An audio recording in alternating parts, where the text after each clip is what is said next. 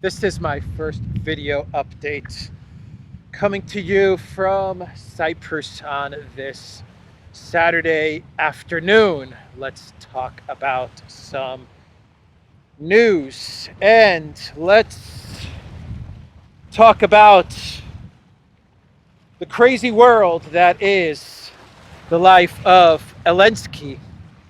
So, Zelensky was giving an interview the other day to, I believe, a Ukraine TV channel. And they asked him about the siege of Kiev. You know, the famous siege where the Russian military thought that they would take over all of Kiev with 40,000 troops because only the Russian military is dumb enough to believe that they could take over a city of 2 million people with 40,000 troops. But that's the narrative of the siege of Kiev. Never mind that the plan to scare Zelensky into some sort of negotiation almost worked, because the Russians and the Ukrainians, they did sit down at the negotiation table during the first month of the special military operation. And they almost hammered out a peace agreement in Ankara, where the Zelensky regime would recognize Crimea and Donbass. They would become neutral, and for that, their security would be guaranteed by various countries. 4 or 5 different countries would guarantee Ukraine security. And we came very, very close to getting that deal. And as a gesture of goodwill, Putin ordered the military to pull back the Russian troops from the siege of Kiev. And Boris Johnson flew into town, and he told Zelensky, "Don't you dare negotiate a ceasefire with Russia. From now on, this conflict between Ukraine and Russia is over, and this becomes a conflict between Russia and proxy NATO." And Boris Johnson promised Zelensky a whole lot of money and weapons. And the collective West, they delivered. They gave Zelensky a whole lot of weapons and a whole lot of money. Boy, oh boy, did they give him a whole lot of money.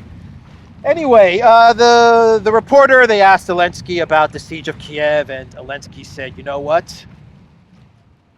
We were prepared for Putin and the Russians, because me and my administration, we got guns." That is what Zelensky told the reporter. He carries a firearm, and he said that if the Russians were to, at that time, were to enter Kiev and try to take him prisoner, well, he said he would have defended himself, and he would have never been taken by the Russians as prisoner, because Zelensky's got a gun.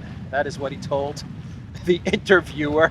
Let's see here. "I know how to shoot." That's what Zelensky said during the interview. It was on the Ukraine channel 1+1. Zelensky claims that he carries a handgun, but dismissed a reporter's suggestion that he might have used his pistol to delete himself rather than be captured. No, Zelensky said. "It's not to shoot myself, it's to shoot back, surely." Zelensky explained that it would have been a disgrace if he had been taken captive by Russian forces, referring to the conflict's initial stages after Moscow launched its military operation in February 2022. Ukrainian officials claimed that Russian special forces attempted to infiltrate Kiev and to breach the presidential headquarters on Bankova Street. Quote, "I think if they had gone inside into the administration, we would not be here," Zelensky said in an interview. "No one would have been taken prisoner because we had a very serious defense prepared. We would have been there to the end." So Zelensky is, of course, dramatizing the situation, in my opinion, and he's making it very cinematic because the Russians,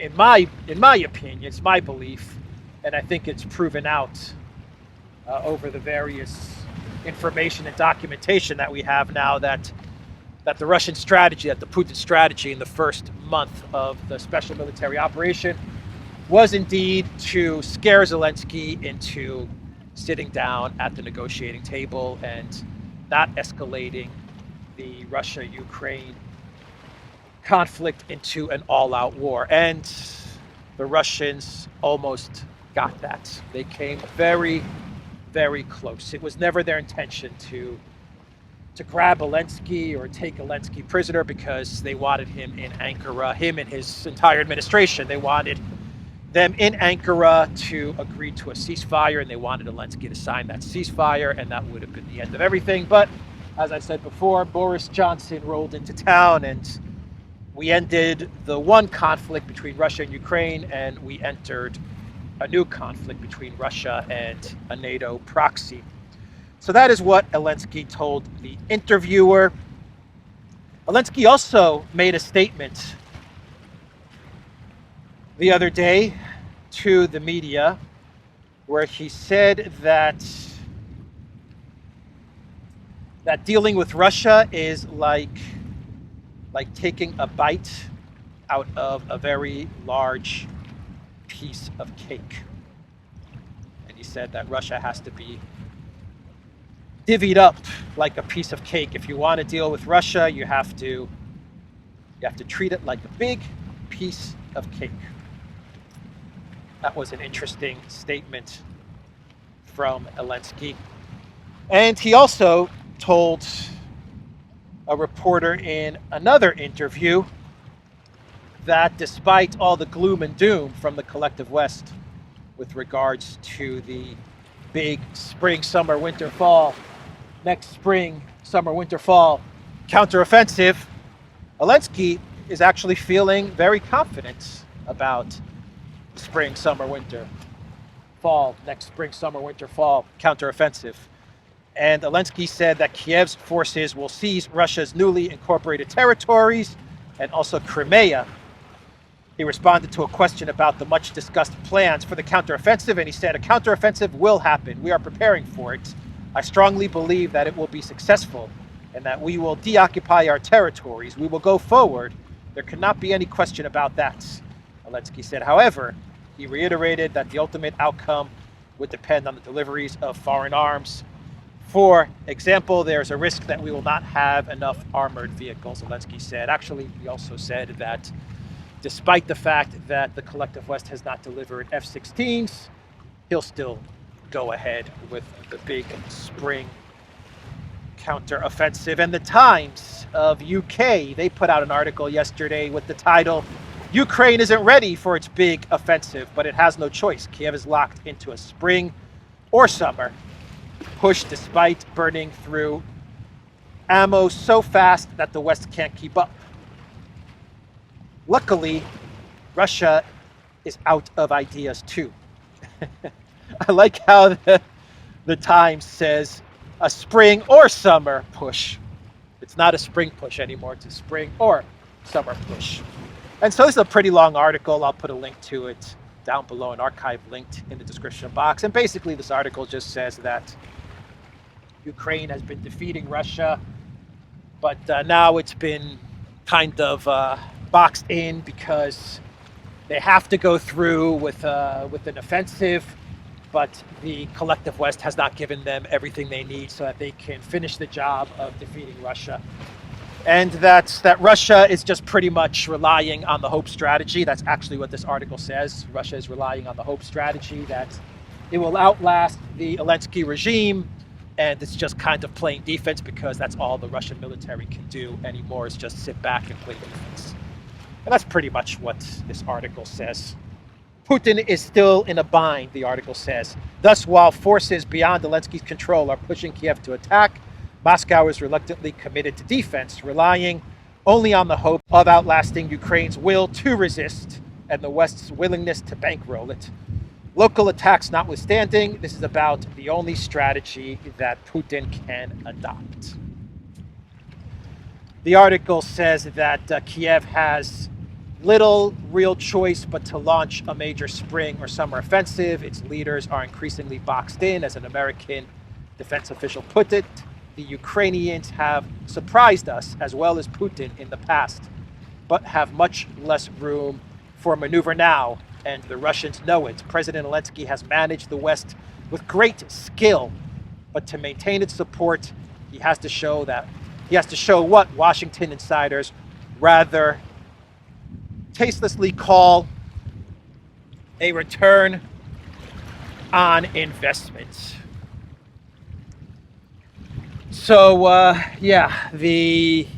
the Zelensky regime, if they just got all the weapons and everything that the collective West has been promising, well, then they would be able to defeat Russia. But now he has to go through with this offensive because the Washington elite, the DC elite, and the EU elite, they want to return on their investments.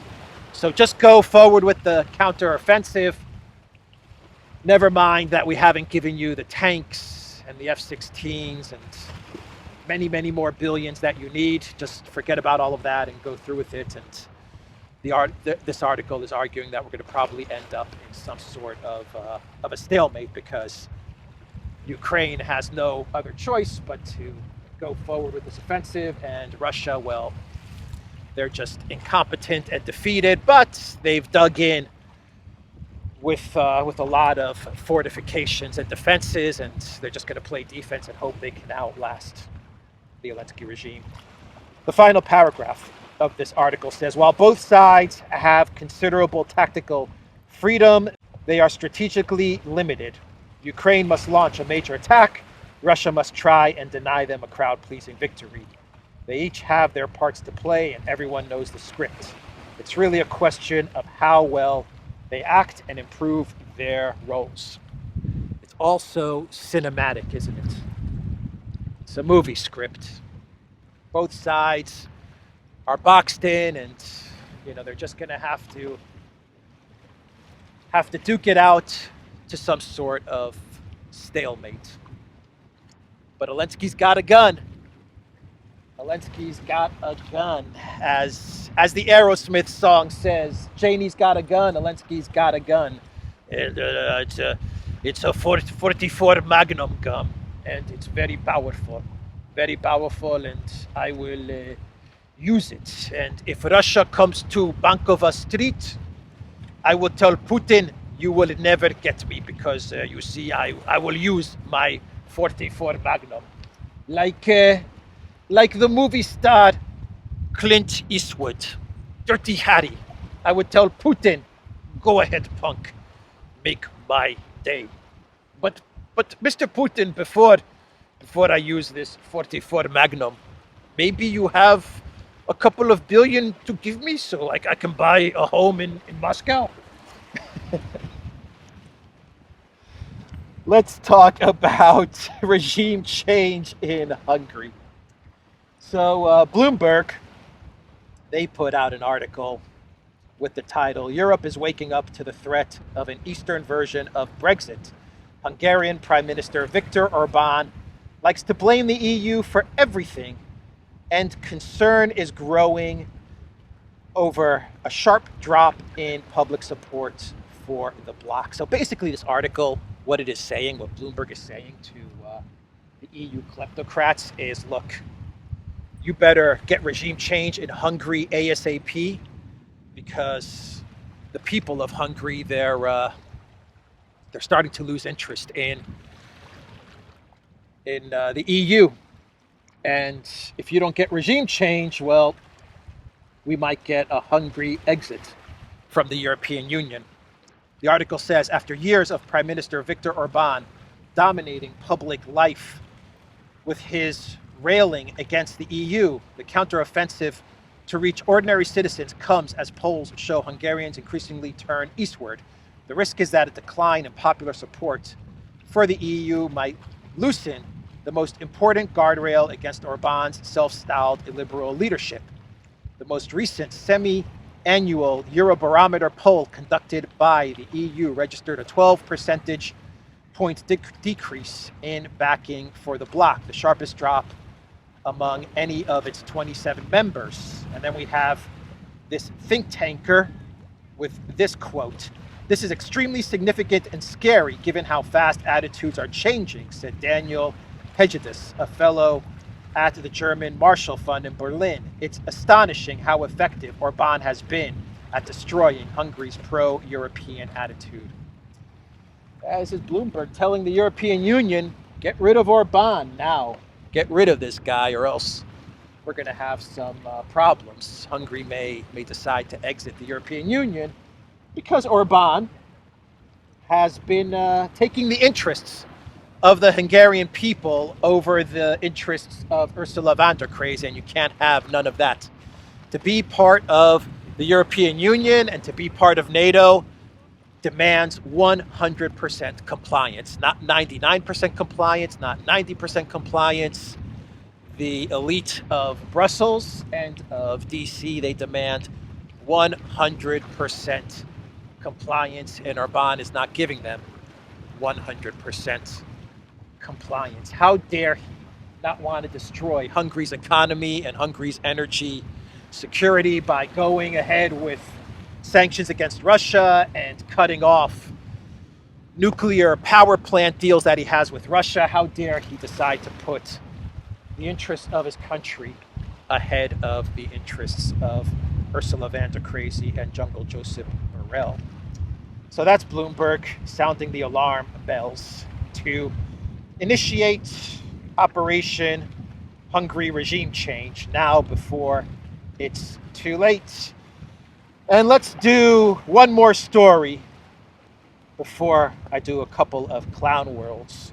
And this story has to do with the Polish authorities using a crowbar to break into the Warsaw Russia diplomat school. So Russia has this property, and on this property is a school for diplomats, and it's in Warsaw.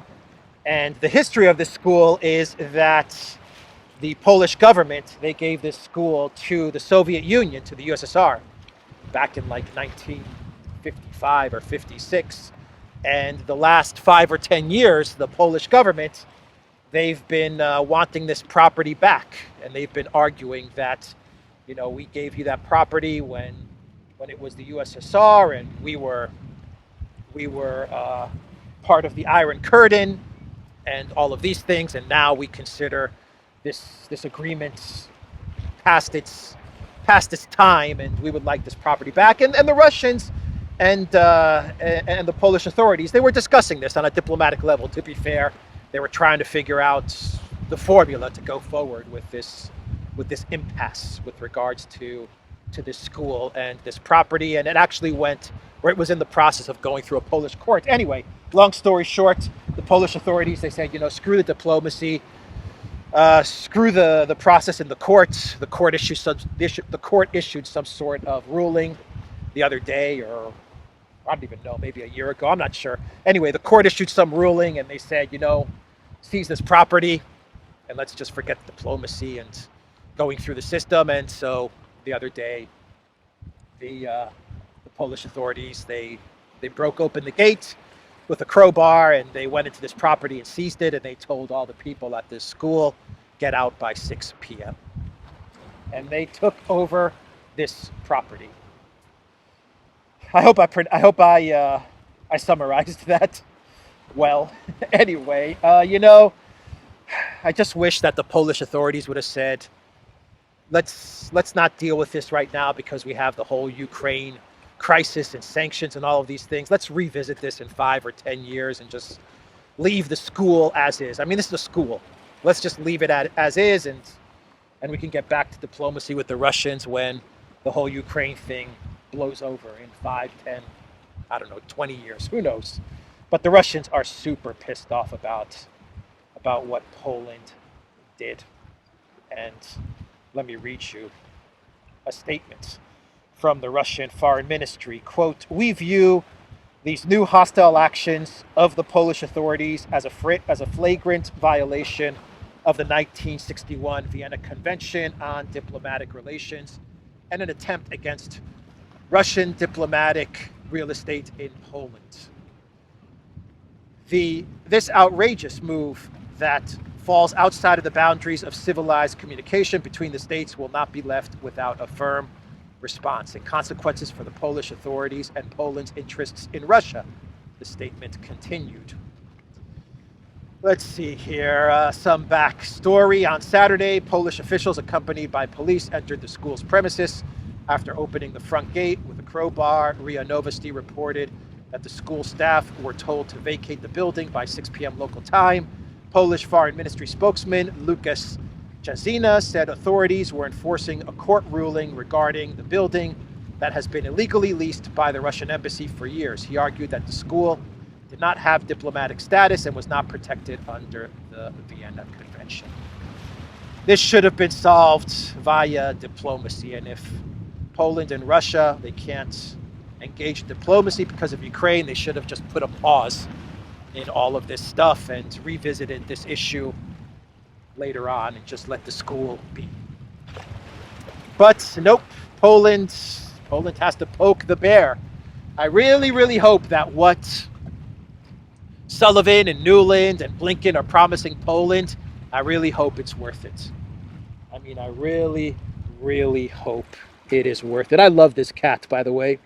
This cat is like just moving through the rocks, just running around here. This is his home. I mean, it's pretty amazing the way he's navigating this area. Anyway, that's the story with this school.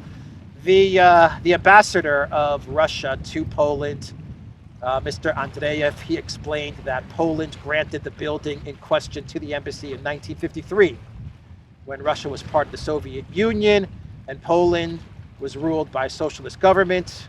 Warsaw has only been demanding the building's return for the last 10 to 15 years, he said.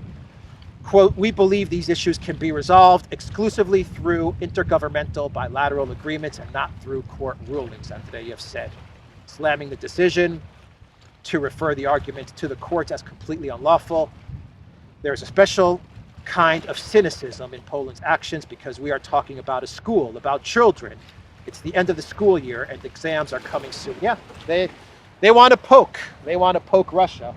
And I was saying before my attention moved to the amazing sea cat, the promise of Blinken, Sullivan, and Nuland to Poland better be big. Whatever they're offering the Polish government better be huge. I don't know, maybe West Ukraine. I have no idea, but it better be worth it because Poland continues to poke the bear, and I think Russia is starting to run out of patience. Medvedev the other day, he said that Russia should just cut off all diplomatic relations with Poland. I mean, a complete break in diplomatic relations with Poland, and that would mean trouble, to be quite honest. That would mean that Poland and Russia, somewhere down the line, are heading for a smash. Once you completely cut off diplomatic ties, you're heading for a big time smash. Anyway, let's do 2 clown worlds and we'll wrap this up. How about 3 clown worlds? How about Trump's new name for Biden, which is Crooked Joe? Just taking the name he gave to Hillary, Crooked Hillary, and now he's calling Biden Crooked Joe. I don't know. I think Trump could have come up with an original nickname or a better nickname than just taking Hillary's nickname and transferring it over to Joe. I think Trump should have taken my nickname, Joe Bidenopoulos, Greece's favorite son. I would have really enjoyed Trump giving a speech and just saying, Joe Bidenopoulos, Greece's favorite son. That would have been very, very awesome. Anyway, let's do 2 cloud worlds and we'll wrap this video up. How about Ukraine banning the use of Z and V on car plates? Ukraine has restricted the use of Z and V symbols in personalized license plates. The country's Interior Ministry announced on Friday the 2 letters are commonly associated with the Russian aggression against Ukraine, the ministry asserted, explaining the measure. While the letters were not subjected to a blanket ban, they cannot be used from now on as standalone symbols on a plate or as a substitute for similar sounding Cyrillic letters in words. Why do I have a feeling that somewhere in the near term, if Ukraine manages to to get through this in whatever form it manages to get through this, that Ukraine, if it's still under the spell of the collective West, will shift over from a Cyrillic alphabet to a Latin-based alphabet. I'm saying it here first. If Ukraine manages to remain intact and under the control of the collective West and Brussels, I guarantee you that Zelensky is just going to pass a law to say that the Cyrillic alphabet is banned and we're moving to a Latin alphabet. That's my hunch. License plates. I had a run-in with someone that was following me yesterday, and I grabbed his his license plates. But my guess on the incident with the Russian Cultural Center and the guy that was videotaping me and the two cars that were following me, my take is that because there were no police there, like Cyprus police, I bet you the embassy and the Cultural Center, they had some guys there to kind of see if they can spot some suspicious activity and ID people that were walking around the Russian Cultural Center, and they saw me filming, and they probably said, let's get a photo of this guy and we can ID him. That's my hunch. My thinking is that this was Russian embassy or Russian Cultural Center security or agents that were, monitoring the area. Let's do one more Clown World and we'll wrap this video up. How about, let's see here. The media, the Ukraine media, is telling Serbia what to report about. I thought this was a really interesting story. Kiev sends media correct terminology instructions. A list of correct phrases, narratives, and names emailed to media outlets in Serbia is genuine and came at the instruction of the foreign ministry in Kiev. Ukraine's embassy in Belgrade confirmed on Friday.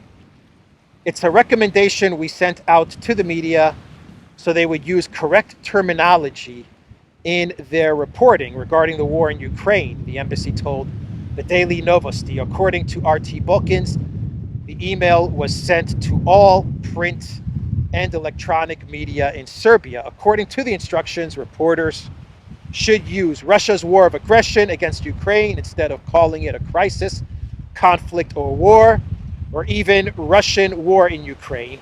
Another guideline insists that unprovoked full-scale military invasion should be used instead of special military operation. So the Ukraine media is telling the Serbian media how to report on Ukraine. Very interesting. Very interesting indeed. All right, that's the video, everybody. The Duran.locals.com. We are on Rumble, Rockfin, ODYSEE, BitChute, and Telegram. And go to the Duran shop. Use the code GOODDAY and get 10% off all merch, like maybe this shirt, which is one of my favorite shirts. All right, take care.